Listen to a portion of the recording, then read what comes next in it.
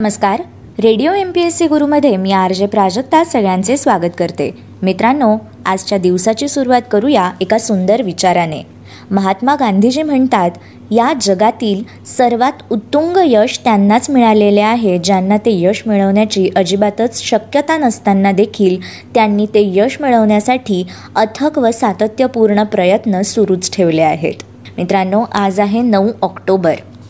आजचा दिवस हा जागतिक टपाल दिन म्हणून साजरा केला जातो. इंटरनेटच्या काळात आजही लोक टपाल सेवेचा वापर करतात आणि त्यावरचा विश्वास कायम आहे. एका शहरातून दुसरीकडे टपाल पाठवण्याचे सर्वात सोपे आणि स्वस्त साधन ते म्हणजे पोस्ट सेवा.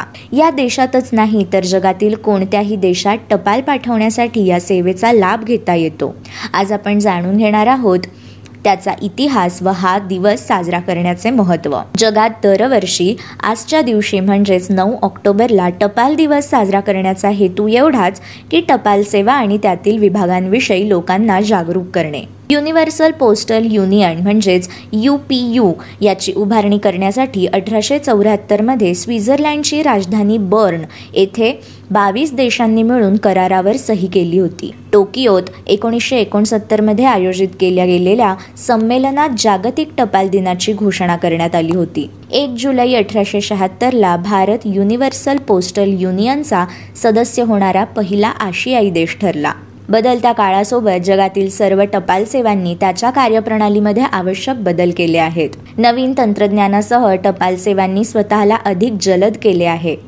डाक, पार्सल, पत्र हे एक्सप्रेसने जाण्याची सेवा सुरू झाली. जवळपास 20 वर्षांपूर्वी या बदलावांना सुरुवात झाली आणि सर्वच स्तरावर तांत्रिक बदल करण्यात आले. आता ऑनलाईन पोस्टल देवाणघेवाणीवर लोकांचा विश्वास वाढला आहे.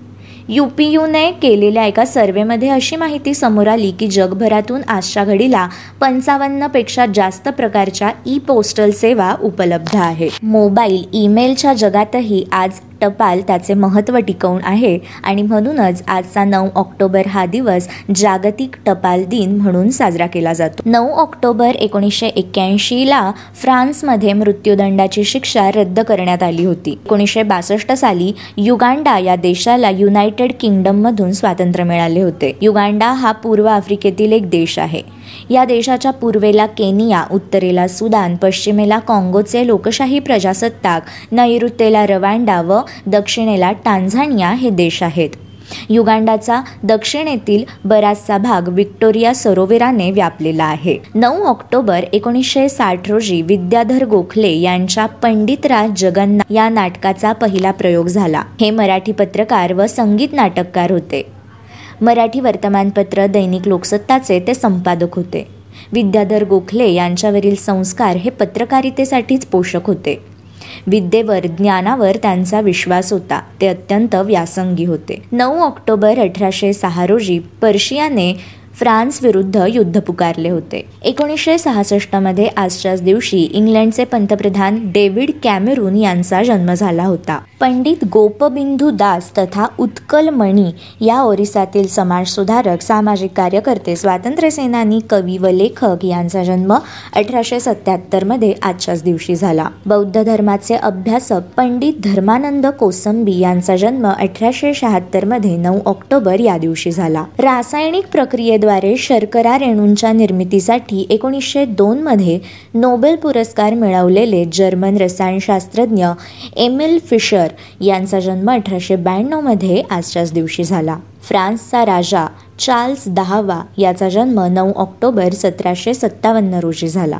अनंत दामले तथा नूतन पेंढारकर यांचे निधन 1999 9 ऑक्टोबर या दिवशी झाले. नारद मुनींच्या भूमिकेद्वारे नाट्यरसिकांच्या सदैव स्मरणात असलेले रंगभूमीवरील रंगकर्मी अनंत दामले हे अत्यंत लोकप्रिय नाट्यकलावंत होते. स्वातंत्र्यवीर सावरकरांनी त्यांच्या अभिनयावर खुश होऊन त्यांना नूतन पेंढारकर हे नाव प्रदान केले होते. आह, अनाडी, अनुराधा, छाया, सत्यकाम, आनंद, अभिमान, गोलमाल यासारख्या गाजलेल्या चित्रपटांचे छायालेखक जयवंत पाठारे यांचे निधन 1998 आजच्याच दिवशी झाले. मित्रांनो, हे होते आजचे दिनविशेष.